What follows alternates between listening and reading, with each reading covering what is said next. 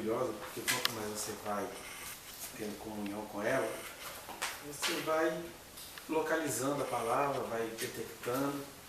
Eu não tenho nada contra algo planejado, aliás, até acho importante a gente planejar assim, porque com essa cultura da espontaneidade na pregação, acaba que a pessoa acaba falando as mesmas coisas de maneira diferente. Então, uma planejadinha boa, assim, uma base, um livro para ler, é bom, né? Quando Deus se fez homem, a gente vai ver em Lucas 4 que ele participava dos ritos do templo, né? Quando ele pega um livro, lê em Isaías, fecha o rolo, entrega para o assistente. Então, a gente tem que parar também com determinados purismos, e não pode ficar nem formalista e nem purista. A vida é feita do que a vida é feita. Né? E a cultura, hoje esse tempo está enchendo também. A cultura, ela faz parte também da nossa percepção do Evangelho, né? Mas, como a gente está aqui num pequeno grupo, eu vou me atrever a devocionalmente ler um texto que é conhecido de todos nós, que é Gênesis capítulo 4, que diz assim. Você lembra? Gênesis 4 diz: coabitou o homem com a Eva. Lembrei do Kevin quando era pequenininho. A gente lê na Bíblia com os meninos. Aí Gênesis 1 coabitou, Gênesis 2 coabitou, Gênesis 3 coabitou, Gênesis 4 coabitou. Aí o que ele falou mesmo? Ele falou assim, mas esse povo só sabe coabitar? Esse povo só sabe coabitar. Porque ele era todo caladão, mas de repente ele soltava as pernas assim. Coabitou o homem com Eva, sua mulher. Esta concebeu e deu à luz a Caim. Então disse: adquiriu um varão com o auxílio do Senhor. Já sofreu a bichinha para ter esse filho, né? Depois deu à luz a Abel, seu irmão. Abel foi pastor de ovelhas e Caim, lavrador. Aconteceu que, no fim de uns tempos, trouxe Caim do fruto da terra uma oferta ao Senhor. Abel, por sua vez, trouxe das primícias do seu rebanho e da gordura deste. Agradou-se o Senhor de Abel e de sua oferta, ao passo que de Caim e de sua oferta não se agradou. Irou-se, pois, sobremaneira Caim e descaiu-lhe o semblante. Então lhe disse o Senhor: por que andas irado? Por que descaiu o teu semblante? Se procederes bem, não é certo que serás aceito? Se todavia procederes mal, eis que o pecado jaz à porta. O seu desejo será contra ti, mas a ti cumpre dominá-lo. Disse Caim a Abel, seu irmão: vamos ao campo. Estando eles no campo, sucedeu que se levantou Caim contra Abel, seu irmão, e o matou. Disse o Senhor a Caim: onde está Abel, teu irmão? Ele respondeu: não sei. Acaso sou eu, tutor de meu irmão? E disse Deus: que fizeste? A voz do sangue do teu irmão clama da terra a mim. És agora, pois, maldito por sobre a terra, cuja boca se abriu para receber de tuas mãos o sangue de teu irmão. Quando lavrares o solo, não te dará ele a sua força, serás fugitivo e errante pela terra. Então disse Caim ao Senhor: é tamanho o meu castigo, que já não posso suportá-lo. Eis que hoje me lanças da face da terra, e da tua presença hei de esconder-me. Serei fugitivo e errante pela terra. Quem comigo se encontrar me matará. O Senhor, porém, lhe disse: assim, qualquer que matar a Caim será vingado 7 vezes. E pôs o Senhor um sinal em Caim, para que o não ferisse de morte quem quer que o encontrasse. Retirou-se Caim da presença do Senhor e habitou na terra de Nod, ao oriente do Éden. Deve ser lá para aquele lado ali de Bagdá. Oriente do Éden. Bom, a gente está aqui diante de uma palavra conhecida e nós temos esse problema com a palavra de Deus, porque quanto mais conhecida é um trecho de uma escritura, mais parece que os mitos dominam, a alienação, graça, né? Hoje eu estava ouvindo a entrevista de um pastor fundamentalista que o Samuca mandou para mim, uns 12 minutos, E aí ele falando de Sodoma, que foi destruída pelo homossexualismo, que essa é uma das grandes mentiras que a nossa tradição judaico-cristã tem, que Sodoma foi destruída por causa do homossexualismo. Sodoma foi, na pior das hipóteses, destruída por causa da perversão sexual. O que é perversão sexual? É um pai oferecer as suas duas filhas virgens para serem violentadas pelos habitantes da cidade. O Ló era um perverso. Eu lembro que uma vez eu falei isso, aí o cara colocou lá no comentário dele, não fale assim, porque, acho que é Hebreus, Tiago, alguém lá das epístolas gerais vai dizer que o justo Ló, eu falei, o Ló era justo em relação aos seus contemporâneos. Se o justo oferecia as filhas dele para serem abusadas pela cidade, imagina o resto, né? Então ele era sodomita e ele só foi salvo por causa das muitas orações de Abraão, que é aquela coisa que a gente tem com Deus, né? A gente insiste por algumas coisas que não tem de dar certo, porque o Ló foi salvo por causa da oração de Abraão, aquilo não prestou, né? Porque olha a perversão sexual, depois daquilo tudo as meninas todas desorientadas, né? Não sabiam, não tinham revelação de Deus para entender que a terra era maior do que Sodoma e Gomorra. Aí uma combinou com a outra, a gente dá uma cachaçinha pro papai hoje à noite, eu transo com ele, amanhã é você. Aí as duas tiveram o filho do incesto e veio o povo de Amon e Moabe, que foram uma pedra no sapato de Israel até serem consumidos na terra, né? Não existem mais os amonitas e os moabitas. Isso tudo começa ali, em Sodoma. Quer dizer, Sodoma foi destruído, mas o Ló levou a lógica para as suas gerações seguintes, né? Aí tinha essa primeira mentira. Aí esse texto que a gente está lendo aqui hoje, ele também é carregado de mentiras, tanto os enganos do seu autor, quanto a percepção extremista dos cristãos e odiosa dos ateus. A gente tem aquele autor, né, o Saramago, que o Caio prudentemente até o chamou de Saramargo, porque ele escreveu um livro chamado Caim, e o Caim é uma grande ironia com Deus. O Deus mesquinho, Deus fez covardia com Caim, Deus não sei o quê, né? Aí ele está ali de maneira literária, e é claro, ele é um bom escritor português, tentando redimir Caim, porque Deus era muito cruel, e é claro, ele é ateu, ele está na verdade ironizando a percepção que os cristãos têm de Deus, né? E aí, você tem o Saramago que vai ficar com dó de Caim, e você tem os cristãos que não conseguem olhar a expressão da graça de Deus em toda essa história. Porque primeiro, o que você tem aí? Primeiro que é um texto místico, né? A gente não sabe quantas pessoas havia na terra, só sei que os meninos cresceram e casaram, e Caim foi para a cidade de Nod, ou seja, ele foi edificar a sua cidade porque a terra estava cheia. Então logo deduz-se que Caim e Abel foram os primeiros filhos que Eva teve depois de expulsa do paraíso. Ela tinha muitos filhos e filhas, mas aí a Gabriel vai pensando aquilo que é fundamental para a narrativa do Evangelho, né? E aí você tem dois filhos que crescem, se tornam profissionais, né? O Brasil, o Caim e Abel era o agronegócio, né? Agropop, Agretec, um mexia com hortifruti granjeiros e o outro mexia com a pecuária.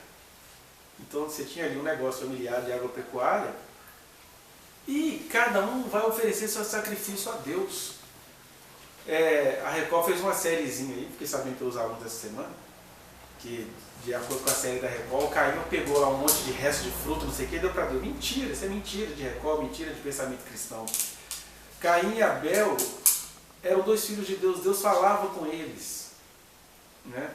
Não quer dizer que todo mundo com quem Deus fala seja bom caráter, mas Deus estava comunicando ali, né? Deus tirou Adão e Eva do paraíso, mas a vida continuou, Deus continuou falando com as humanidades, e Deus estava ali falando com aqueles dois rapazes. Tanto é que cada um vai oferecer o seu culto a Deus. E não tinha nada de errado com o culto de nenhum dos dois. Caim era lavrador, e aí ele ofereceu do que ele produzia a Deus.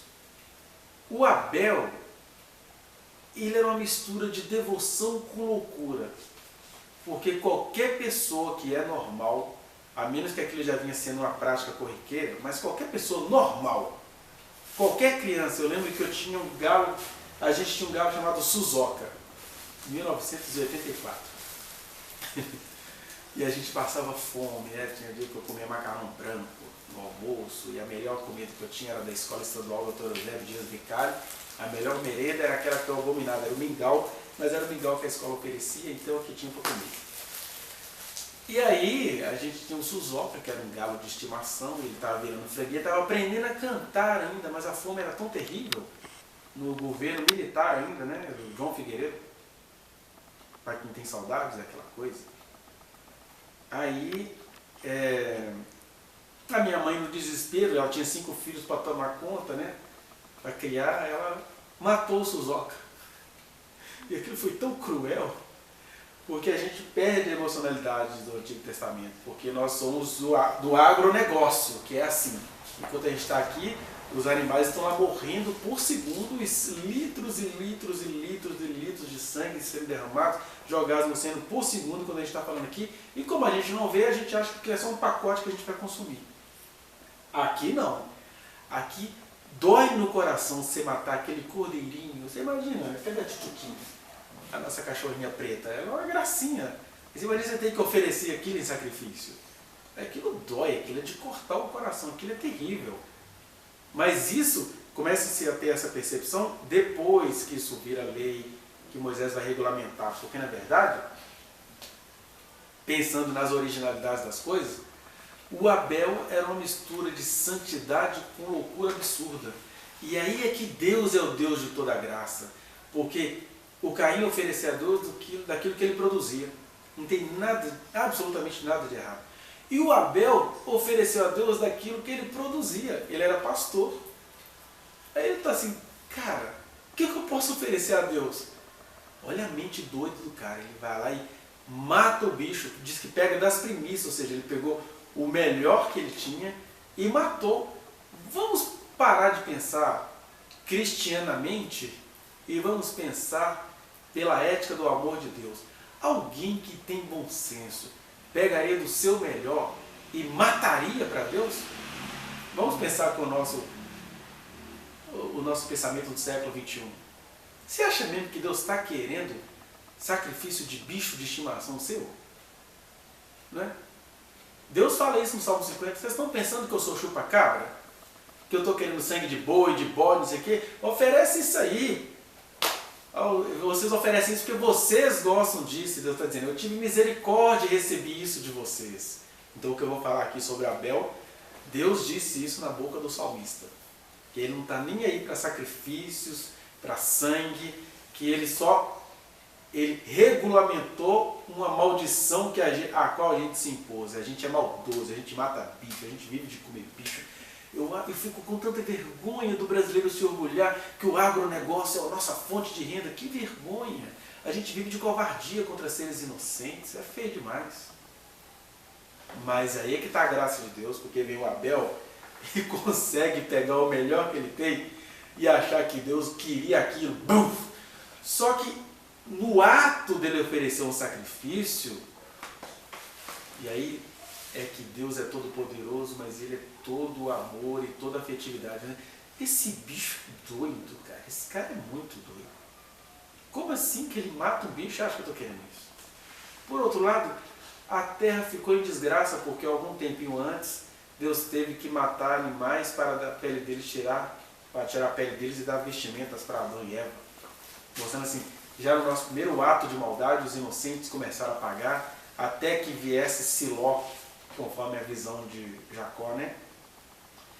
Ou Selá, aquele que ia dar um fim nessa coisa, né? O fim da lei é Cristo, o fim do sacrifício é Cristo. Mas até lá, Deus olhou para Abel e falou, olha, dá para instituir isso. Ele entendeu a mensagem.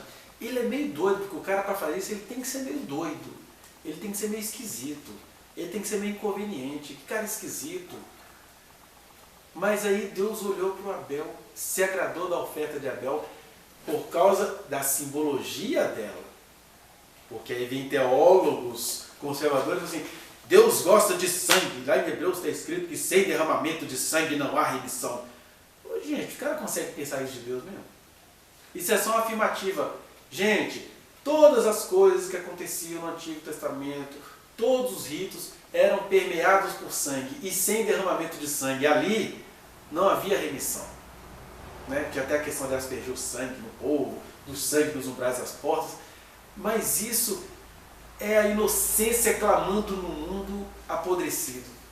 É a inocência clamando ante as nossas maldades. O mais inocente sentado aqui entre nós já está eivado de maldades, né? Porque essa é a nossa condição. Então, essa mensagem de Abel, do devoto doido, Deus recebeu. Aí o Caim olhou aquilo, é o quê? Deus gostou dessa coisa bizarra. Deus e Caim, e todos nós passamos por isso um dia. É o Salmo 70, ou é 77, o Salmo de Asaf, que ele fica com inveja dos perversos. Ele fala assim, esse cara é doido, e Deus não gostou? Deus gostou disso?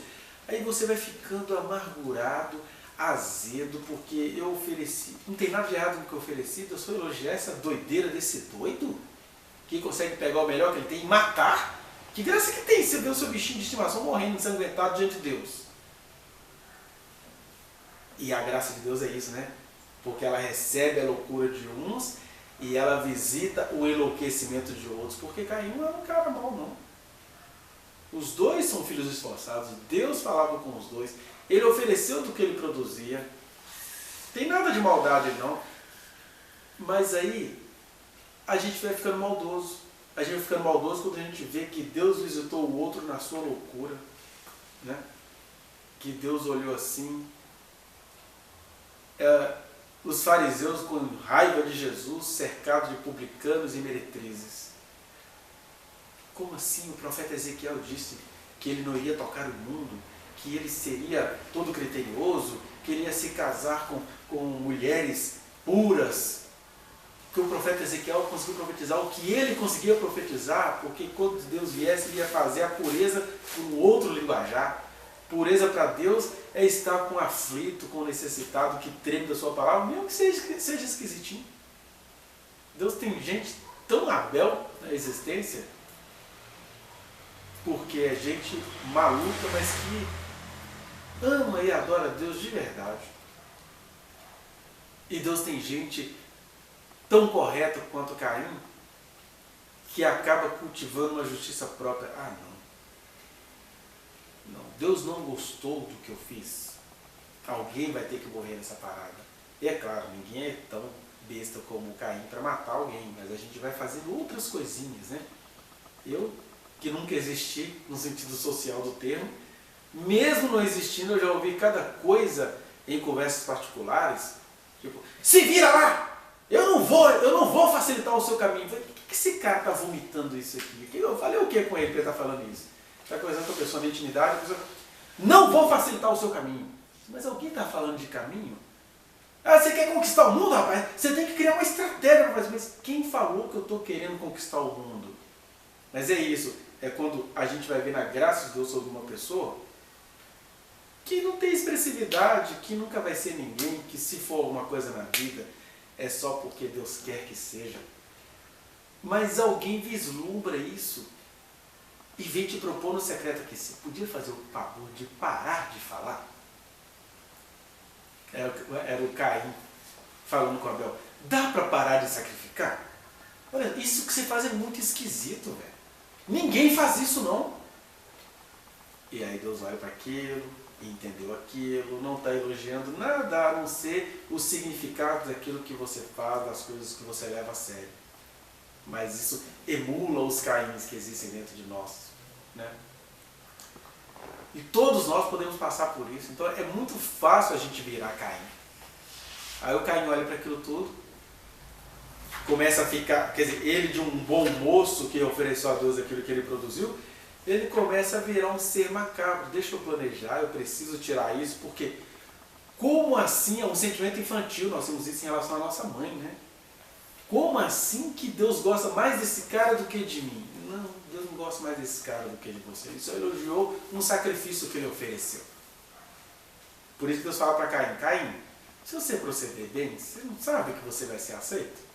O que é isso aí que está nascendo no seu coração, Caim? mas ele se deixa ficar entumecido de ódio, de desejo, de vingança, por nada, porque ele era aceito por Deus. Aí ele resolve um problema, matou o irmão. E aí Jesus vai nos lembrar muitos e muitos séculos depois, esses se orgulham porque nunca mataram Abel? Pois eu vos digo, qualquer que tratar o seu irmão como nada é assassino. É homicida, como vai dizer João. E aí que começam as questões. O Caim, o Abel foi cortado, mas Deus vai falar com Caim. E aí que nós temos um problema textual, porque Deus fala com a gente aquilo que a gente consegue ouvir. Mas ao mesmo tempo existem coisas que Deus não precisa falar, são interpretações nossas. Quantos de nós já se foram porque a gente carrega um fantasma que não tem nada a ver com a realidade? Quando Deus fala assim, Caim, o sangue do teu irmão clama da terra, Caim. Aí o Caim interpreta que ele agora é maldito, que ele vai andar errante. E ele interpreta isso e acha que Deus disse isso para ele. Tem coisa que Deus não precisa nem falar. Né? É aquela mulher que tentou aborto, aí o filho nasceu, Deus abençoou, Deus levou onde tinha de levar, mas a mulher vai morrer achando que ela é uma criminosa hedionda, sendo que o menino nasceu. É aquela pessoa que lá no passado tramou contra a sua vida, fez de tudo para você tropeçar. E aí ela vai morrer pensando que Deus agora passou a vigiá-la. E na verdade Deus não fez nada, a pessoa que está criando coisa na cabeça dela. Ela está andando como um invejoso. Porque o Caim, querendo o amor de Deus, ele vai ficando folgado, né? Cadê o Abel, teu irmão? Não sei, eu não sou o guardador do meu irmão, não sou o tutor do meu irmão. E aí Deus vai e fala com Caim. Olha o que você fez. Só que quando Deus diz isso pra gente, o que a gente faz? A gente, ao invés de ir para o caminho do arrependimento, a gente vai para o caminho da autoculpabilização. Que é aquela pessoa que fala, não, eu não presto, eu já sei que eu sou uma porcaria, eu nunca dou em nada, você me desculpa. Aí quando a pessoa vai falando isso, ela está contando de alguma outra forma que ela nunca vai mudar. Porque falar que não presta vira um escudo. Não, todo dia eu reconheço que eu não presto, então tá assim. A gente faz isso com Deus muito, né? Senhor, eu sou pobre, miserável, eu não consigo, eu não presto, não sei o quê. Porque a gente pode até falar essas coisas, mas a gente tem que transcender, igual o apóstolo Paulo falou. Mas graças a Deus por Jesus Cristo. Ele é a nossa esperança. Ele é o basta da nossa autocomiseração disfarçada de arrependimento. Então, o Caim começa a falar, eu sou assim, eu vou ver um jeito fugitivo, vagabundo na terra. Mas Deus nem falou que isso iria acontecer com ele. Isso é uma tradução de quem também era tão moralista quanto Caim, porque nós temos essa tensão sobre a Bíblia ser a palavra de Deus e não ser Deus. O escritor vai traduzir as verdades de Deus de acordo com aquilo que ele pensa da realidade. O escritor da Bíblia original, se o pastor hoje pensa assim, como é que o escritor não iria pensar? O escritor pensa que Deus é vingador, que Deus é isso, que Deus é aquilo. Deus é tão vingador que como é que termina a história? A história termina com Deus fazendo assim, olha, qualquer que matar a Caim será vingado 7 vezes. Olha que Deus vingador. Deus está dizendo, Caim, todas as chances são suas, meu filho. Você fez uma coisa errada, você matou o seu irmão, você cometeu uma loucura, você cometeu uma loucura.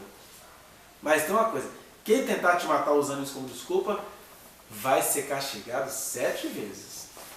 Agora conta você, cara, já basta essa consciência ruim que você vai carregar aí. Eu vou colocar um sinal em você para que não te fira quem achar. Aí a humanidade é tão perversa que você já sabe uma parte dessa história, né? A igreja católica e a igreja protestante, as duas pegaram cada uma a sua história bíblica para justificar a escravização dos povos africanos. Então a igreja católica se apega à história do Caim, porque o sinal que Deus colocou em Caim foi a pele preta.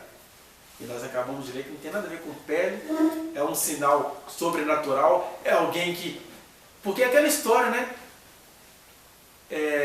Os atos dos primeiros habitantes do mundo, eles eram carregados de muito poder porque eles eram assim, esse é um cara que matou o irmão, ele tem que morrer. Aí o que Deus fazia? Colocou nele um sinal até espiritual. Porque se teve um problema ali entre dois rapazes e Deus, e um deles saiu morto, a plateia dos principados e potestades assistiu aquilo tudo, e o diabinho vai colocando, sabe esse aí é o cara que matou.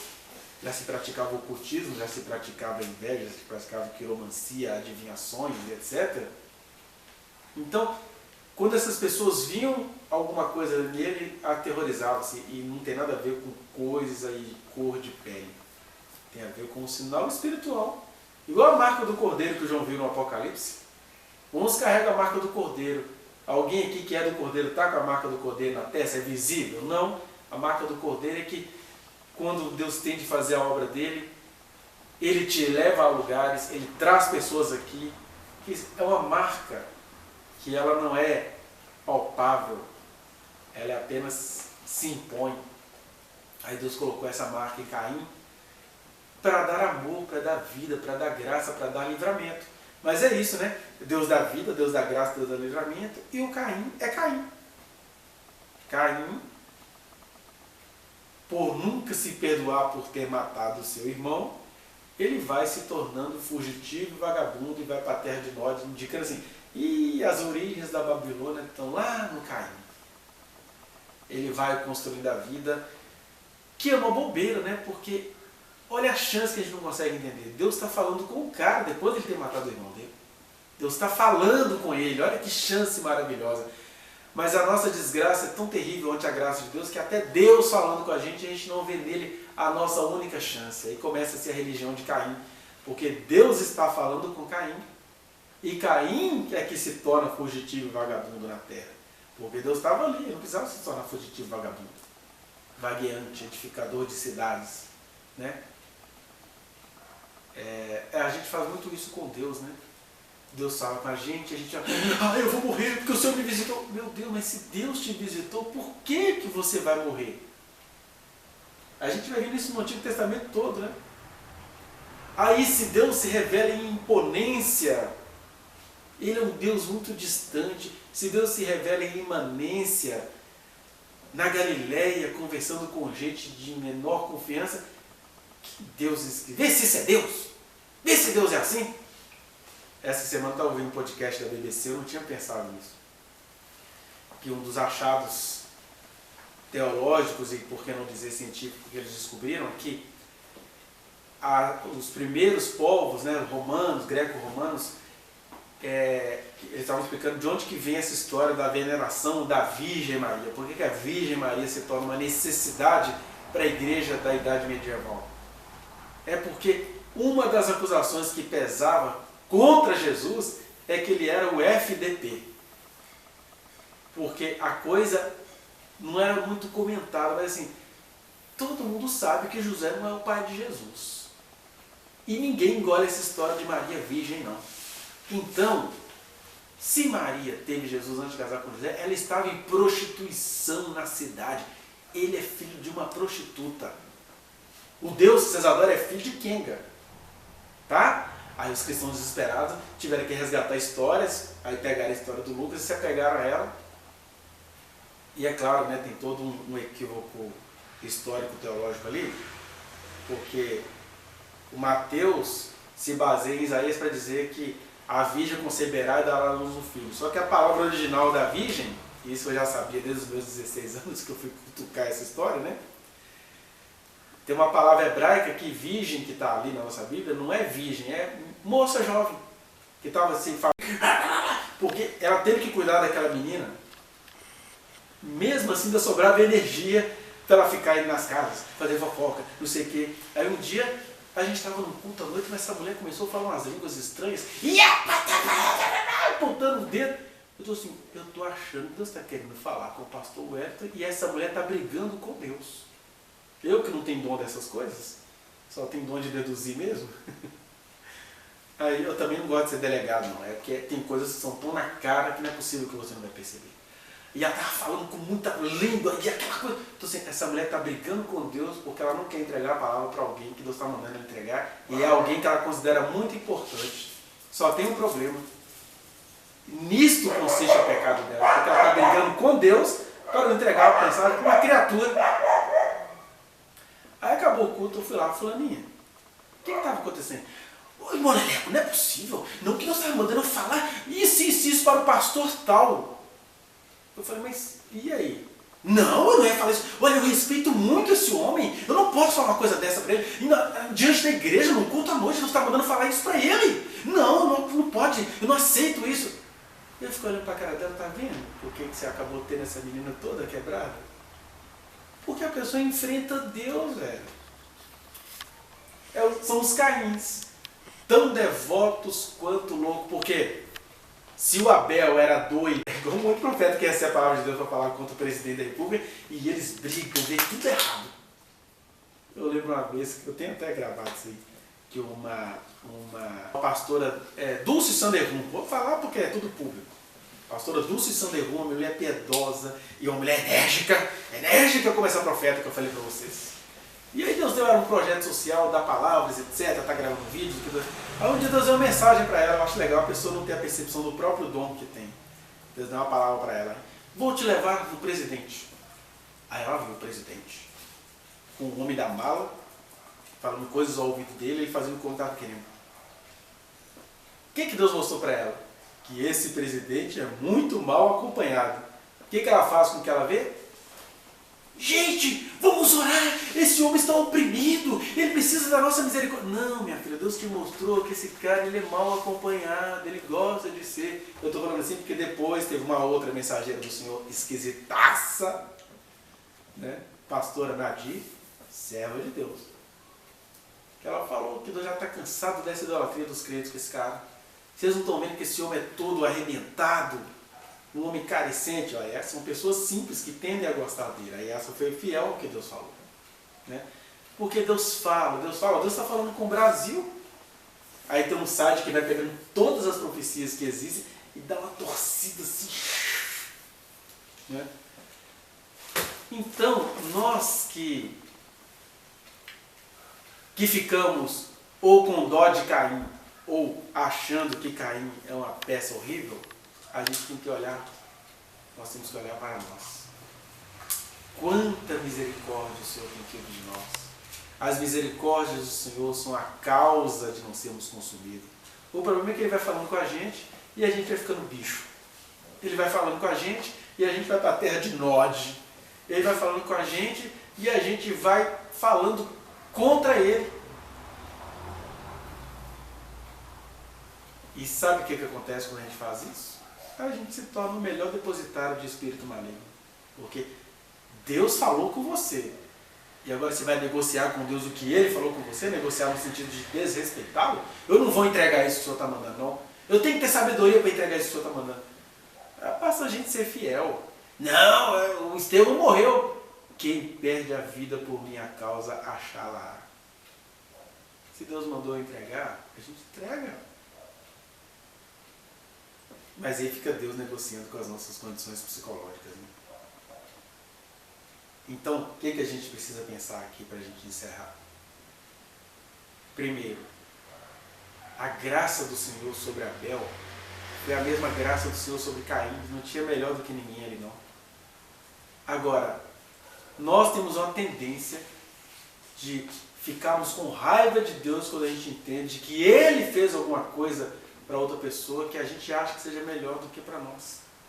A gente não sabe se alegrar com os que se alegram, né? Porque o Caim tinha uma opção ali. Cara, Deus gostou da tua oferta? Deixa eu entender isso. Mas não. Deus gostou da oferta dele. Como assim que Deus não gostou da minha oferta? Sabe o que é isso que acontece com todo invejoso? Quando o cara mata o irmão porque Deus gostou da oferta dele, o cara está dizendo que Deus não sabe escolher. Aí já que Deus não sabe escolher, eu vou ser Deus, eu resolvo esse problema. Não tem mais ninguém para Deus escolher, Deus só tem a mim. Só que essas coisas não vão eternamente, né? Porque ele mata o irmão dele e ele mesmo vai virando um esquizofrênico, enlouquecido, fugitivo, vagabundo. E Deus, o que Deus faz? Pô, Caim, você vai viver, cara. E não precisa viver atormentado, não. Quem quiser te matar, eu te coloquei um sinal. Aí vem a religião e transforma o sinal em racismo. E aí vem a outra religião e transforma o sacrifício de Caim numa porcaria. Fala que ele pegou o resto do sacolão. E na verdade, Deus só está querendo saber de nós o seguinte: quem é que vocês são diante de mim? Para mim nem me interessa se você é Caim ou se você é Abel. Os dois foram alcançados pela minha graça. O esquisito, violento, me adorou de verdade, eu o recebi. E o certinho, santificado, criterioso, passou a virar assassino que matou o irmão. Mesmo assim eu dei a ele um sinal e ele não entendeu. Todo dia eu vejo Deus dando sinais de amor, de sobrevida, de vida e de graça, e as pessoas não entendem. Conheço gente que Deus chamou para pastorear. Não, Senhor, é o seguinte, olha, eu sou um homem muito competente, eu não vou assumir isso não. A pessoa nem entendeu que a proposta veio de Deus. Foi Deus quem te propôs. É como se Deus estivesse falando assim, cara, tem gente me buscando de tudo quanto é jeito. E eu me revelei a você e você vai querer colocar condições?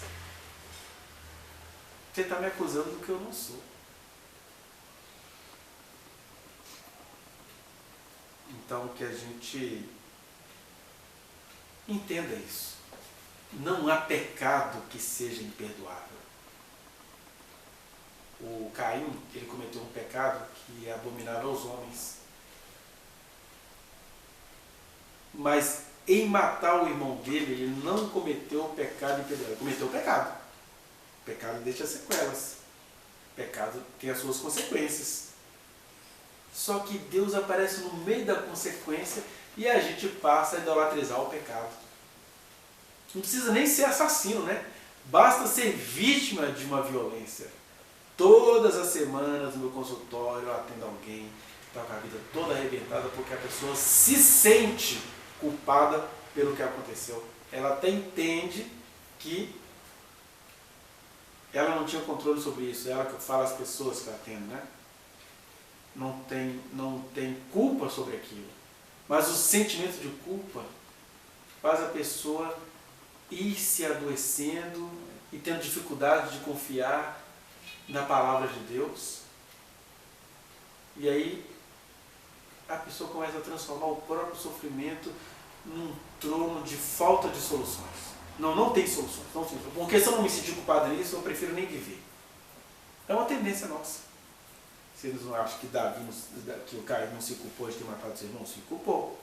Aí ele vai transformando a culpa em empreendimentos, em construções, em casamentos, em proliferações, sendo que ele poderia fazer aquilo tudo diante de Deus, porque só tem um pecado para o qual jamais haverá perdão, que é a blasfêmia contra o Espírito Santo.